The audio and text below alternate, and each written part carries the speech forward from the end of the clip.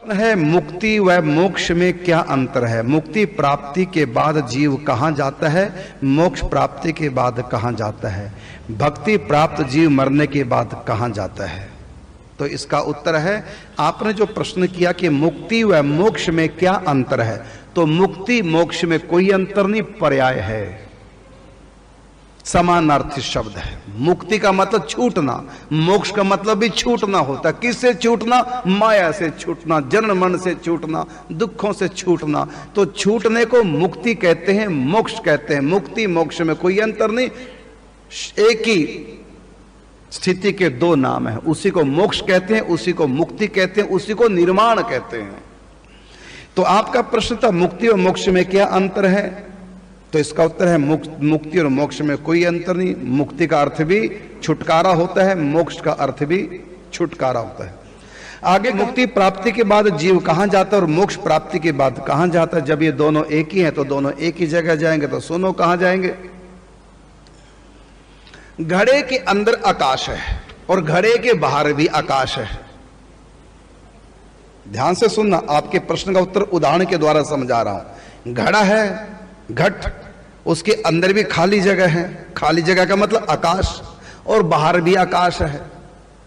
घड़ा फूट गया तो अंदर का आकाश कहां जाएगा? बोलो, कहीं जाएगा? यहां से वहां कहीं गति करेगा? वहीं रहेगा। बस अंतर क्या? घड़ा फूटने पर पहले वो सोचता था मैं घटा आकाश हूं, मैं घड़े के अंदर का आकाश।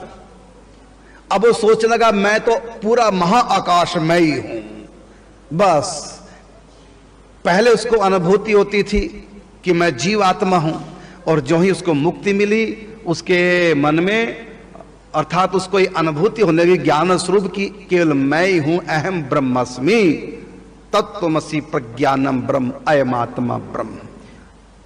आना जाना कहीं नहीं, बस उसका जो उपाधि थी आत्मा के ऊपर कारण शरीर की, उसके बाद सूक्ष्म शरीर, उसके बाद ये भौतिक पंच तत्वों का शरीर, ये तीन उपाधियां जो उसके ऊपर थी, इसलिए उसको लगता था मैं जीवात्मा हूं। अब वो तीनों उपाधियां हट गई, माना घड़ा फूट गया और आकाश महाआकाश में विलीन हो गया, एक हो गया। जैसे गंगा जी समुद्र में जाकर समुद्र बन जाती है, इसी प्रकार आत्मा परमात्मा से मिलकर उसी का रूप हो जाती है। ये है मुक्ति। और जाएगी आत्मा कहां? कहीं नहीं जाएगी, क्योंकि वो निराकार परमात्मा सर्वत्र व्याप्त है, सब जगह रहता है, कण कण में सब जगह वही है, उसके सिवा दूसरे की सत्ता नहीं। बस आत्मा वहीं पर लीन हो जाती है। ये है मुक्ति की आत्मा। अब रहा, आपने अगला प्रश्न किया कि भक्ति प्राप्त जीव मरने के बाद कहां जाता है, तो इसका उत्तर है कि भगवत प्राप्ति जीव इन तीनों शरीरों से अलग हो जाता है। जैसे मुक्ति वाला भौतिक शरीर, इसके अंदर सूक्ष्म शरीर, उसके अंदर कारण शरीर, तीनों के शरीरों के अंदर आत्मा, तो तीनों शरीर छूट गए तो हो गई मुक्त। वो कहां जाएगी? तो घड़ा फूटा, घड़े का आकाश कहीं नहीं जाएगा, बस महाआकाश से एक हो जाएगा। आत्मा परमात्मा से एक हो जाएगी, घड़ा टूट गया, आना जाना कहीं नहीं। ये तो मुक्ति बताई, लेकिन मुक्ति से आगे भेद भक्ति है, प्रेमा भक्ति है। अब प्रेमा भक्ति की वाले की आत्मा कहां जाएगी? तो सुनो, जब उसका सिर छूटेगा माया से, तो उसको एक भाव देह प्राप्त होगा। जैसे हमको तीन शरीर मिले हैं, भौतिक सूक्ष्म और कारण, ऐसे उसको भाव देह प्राप्त होगा। भाव देह उसका नाम है।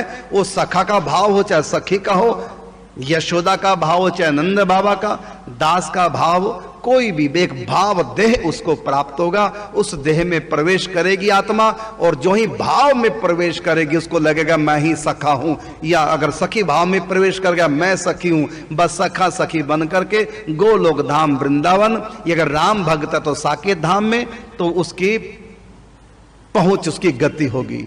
ये है भक्ति वाले प्रश्न।